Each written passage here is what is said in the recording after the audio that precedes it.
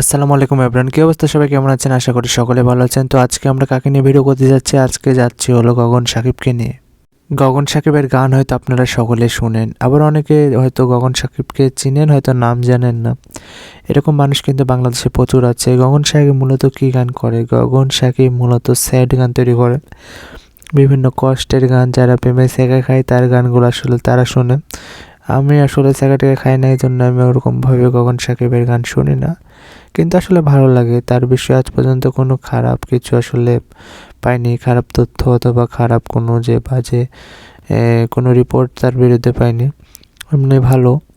আসলে তার অনেক ভক্ত আছে বাংলাদেশে, সবাই তার গান শোনে, আমিও শুনি মাঝে মাঝে। কিন্তু আসলে আমি কিন্তু আবার ভাইবেন না যে সেকা টেকা খাইছি। তো তার গান অবশ্যই আমার ভালো লাগে, আমিও শুনি হালকা পাতলা।